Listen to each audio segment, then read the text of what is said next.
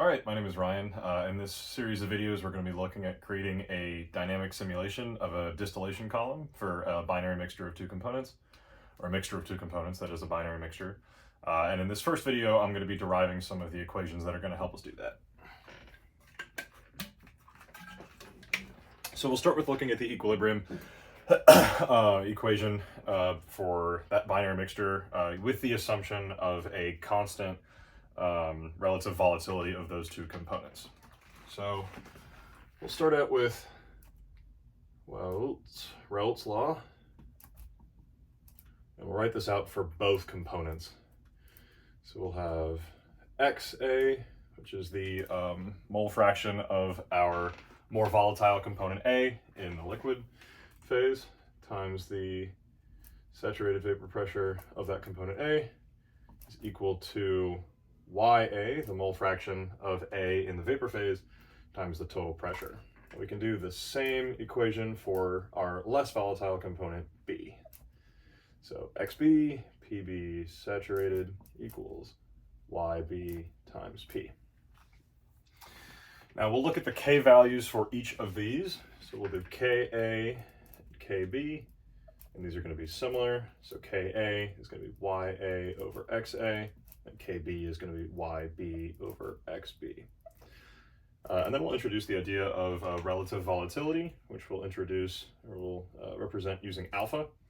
So alpha is going to be the ratio of these K values. So KA over KB, where again, A and B are our more and less volatile components relative, respectively. So we can, we can rewrite this alpha Ka over Kb using these equations up above. So Ya over Xa all over Yb over Xb. And then we can take this one step further and write these all in terms of our more volatile component A. So on the top will stay the same, Ya over Xa. And on the bottom, we will have, instead of Yb, 1 minus Ya, since we only have those two components. And then we'll have, instead of XB, 1 minus XA. So if we do a little bit of rearranging, here we can rewrite alpha in terms of just Y and X for our more volatile component A. So we'll have Y 1 minus X over X 1 minus Y. Now if we'll take this denominator over here, move it to the left, we'll have A, or alpha X minus alpha XY is equal to, we'll distribute this on the numerator on the right side, Y minus XY. And we can do a little bit more simplification or rearranging and say on the left, alpha X is equal to Y minus XY plus alpha XY. And then finally, we can write this all as Y is equal to alpha X over 1 minus X plus alpha X. So this equation allows us to relate the vapor composition and the liquid composition of our more volatile component A, assuming that our relative volatility alpha for our binary mixture stays constant at any temperature in our system. So that's a generalization, that's an assumption of an ideal state. We're gonna that will help us make this modeling, this construction of our distillation column model a little bit more simple. So we're going to assume constant relative volatility of our two components, and then we can relate Y and X for our more volatile component in this way. Now to represent this graphically, and this will eventually lead to how we set up our McCabe-Thiele method to graphically represent this distillation column, we'll set up our YX diagram here, where on the bottom we have X, and on the horizontal axis we have X, and on the vertical axis we have Y, which are the liquid and vapor compositions of our more volatile component, respectively. The line that I have drawn here is just a 45-degree line, 45-degree angle relative to the x-axis, or just a y equals x line. That's just our reference line to set up this diagram. But if we graph out this equation over here that we just derived from Raoult's law, that's going to look something like this. It's going to be curved over top. Now that's a little bit dramatic. If we have a alpha of say 2, it will be a less dramatic curve, but just for the sake of illustration, this would be a much higher relative volatility. Excuse me, but it'll look something like this. So next we'll look at our distillation column itself. We'll go ahead and remove these magnets and markers. Next we'll have our distillation column itself. We'll start with, we'll do 3 trays and then a reboiler at the bottom, of course, and then a total condenser on top. So we'll number these 0, 1, 2, 3, and 4. And then stage 2 will be our feed stage.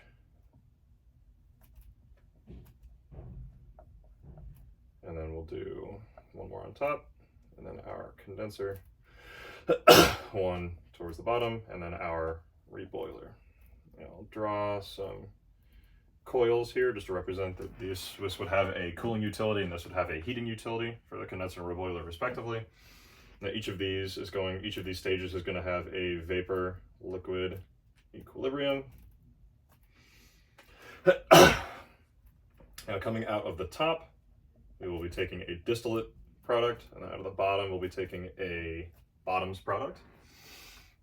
And then there will be vapor and liquid flows in between each of these equilibrium stages that will represent with V's and L's. So I'll draw these arrows in first. So on top, those are going to be V, and on the bottom, these are going to be V bar, just to say we're underneath the feed stage. And then liquid flows going down on the right-hand side. On top, we'll have L, and on the bottom, we will have L bar, just to say, again, we are beneath that feed stage. This top section, we're going to call the rectifying section, and the bottom section, we're going to call the stripping section. Now, we'll look at this rectifying section first, and we're going to derive an operating line. Now, that will also go on this plot here, which, again, will help us set up our McCabe-Thiele diagram. So we'll start with doing a total molar balance for our condenser here. So the only stream flowing into this condenser, this total condenser, is V. And then the streams coming out are the liquid stream L plus our distillate stream D. So V equals L plus D. Now the other thing that we'll define here is that L is going to be some multiple of D, and that multiple is called the reflux ratio, which we'll say is equal to R. So R equals L over D. Excuse me. Now we can take this mass balance or this total mole balance and do it only in terms of our more volatile component A. So instead of V, we'll have Vy equals Lx plus D times X sub D, where Y and X are the equilibrium mole fractions of our more volatile component A in the vapor and liquid phases respectively. And then XD is the composition, the mole composition of our more volatile component A in the distillate stream, which we would actually specify in a question, excuse me, or a problem like this. Now we can rewrite this reflux ratio, R equals L over D, and say that L is equal to R times D. Let's see. Yes, so we'll say that L is equal to R times D, and then we can rewrite V and say that V is equal to RD plus D, and then take it one step further and say that it's R plus 1, if you factor out the D, R plus 1 quantity times D. Now we'll plug that into our component balance here and say that on the left-hand side we have R plus 1 times D times Y equals Lx plus D times XD. Just making sure I'm not blocking the board here. And then we can do some simplification here, or some manipulation, divide each side by D. So on the left-hand side, we have R plus 1 times Y is equal to L over D. Remember, we define that as our reflux ratio R. So R times X plus D over D, those cancel, plus XD. Now if we solve for Y, we've got Y equals R over R plus 1 times X plus 1 over R plus 1 times XD. Now this relationship here is going to be referred to as the operating line for our rectifying section, which I'll add to our little diagram up here. It's going to look something like this. Now it'll look a little bit different when we actually graph this out, but just for demonstration purposes, this is what is going to look like here. Now I won't do the same derivation for the stripping section. That's going to look something like this. But this diagram here, with our reflux ratio defined, our feed stage, bottoms flow, distillate flow, and then our vapor and liquid flows in between each of our equilibrium stages, and then the stripping and rectifying section. This diagram is going to help us define a lot of those relationships using a mass balance approach when we are setting up the we're setting up the simulation for our distillation column dynamically. And remember, these are going to be numbered 0 through 4, or 0 through n, or however many stages you have. So in this case, for a 5-tray tower, we have 3 trays. For this case, we would say that nt equals 3, where our reboiler stage is numbered 0, and then our condenser stage is numbered 4, for 5 trays in total. Excuse me. Now the other thing that we're going to look at when we're modeling a distillation column is this concept of Weir flow. W-E-I-R. Weir flow. Now we'll use this to define the liquid flows out of our equilibrium stages. So this is kind of a cross-section, very simplified cross-section of what these equilibrium stages might look like in your distillation column. So we'll do this top one here. This top tray is going to have some liquid level inside, and then there will be a overflow over this lip here, and we'll call this L. This corresponds to these liquid flows in this diagram here. Now, this liquid level inside of our tray here we'll refer to, or we'll represent with an M sub tray, which is the number of moles that are in that tray without overflowing. However, if we are curious about, or if we want to know or define what this liquid flow is here, which we'll need to do later on in our simulation, we'll define this as L equals W, which is our Weir constant, times M minus M tray to the 3/2 power, so to the power of 1.5. So the Weir constant is an experimentally determined constant. It's actually a set of different constants that we group together as W, or our Weir constant, multiplied by the difference between the number of moles, excuse me, or amount of liquid in our tray, minus M sub tray, or the number of moles that are nominally in our tray without it overflowing. So this M minus M sub tray is the additional moles that are in this level, or in this tray, that are the driving force behind that liquid overflow. And then this is raised to the 1.5 power, and there's some theoretical reason for why this is to the 1.5, but it's been determined and it's known that this liquid flow can be written in this form here. So this is another equation that we use to model our distillation column dynamically.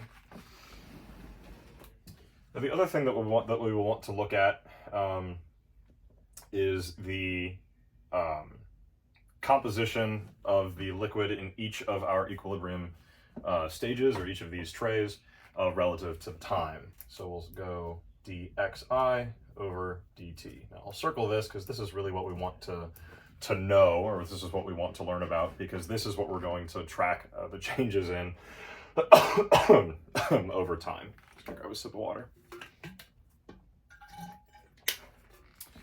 So we will, to look at this, we're going to zoom in on our feed stage. And we'll draw all of the streams coming in and out of this stage. So we've got the feed stage coming in from the left, and this is going to be stage number 2 in this diagram over here. We're going to have our liquid flow coming out, our vapor flow going out, and then liquid flow coming in from above, and then vapor flow coming in from below. So if we say that this is tray number I, this is going to be feed sub I, this is going to be liquid flow sub I, vapor flow sub I, and then this is going to be a liquid from a tray above, so L sub I plus 1, and then vapor from underneath, V sub I minus 1, since it's the tray underneath the tray that we're looking at. So we'll start with an overall mass balance, just like we did previously for this tray here. Excuse me, or an overall mole balance, that is.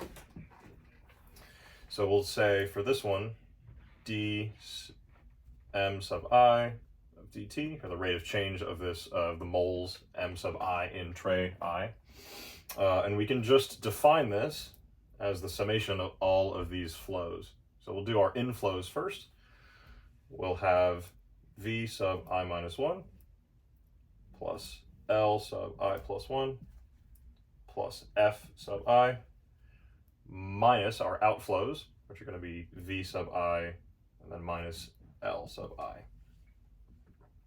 So this is dmi dt, or the rate of change of the moles in our tray relative to time. Now something else we can look at is dmi xi over dt, or the rate of change of the moles of our more volatile component A in this tray.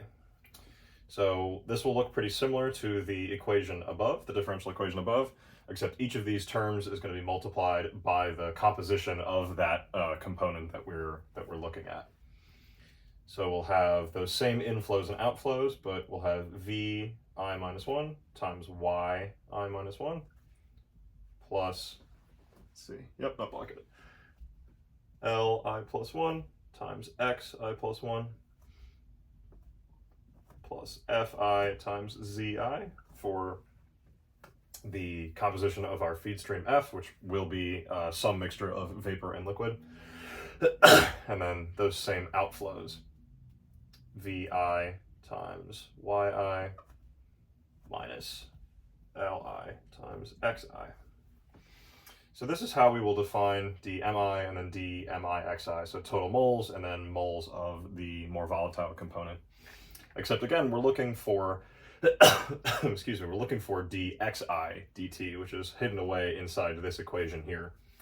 So what we'll do is break out this expression, this derivative, using the product rule. So we'll have dmi xi over dt, product rule, so mi times dxi dt plus xi times dmi dt.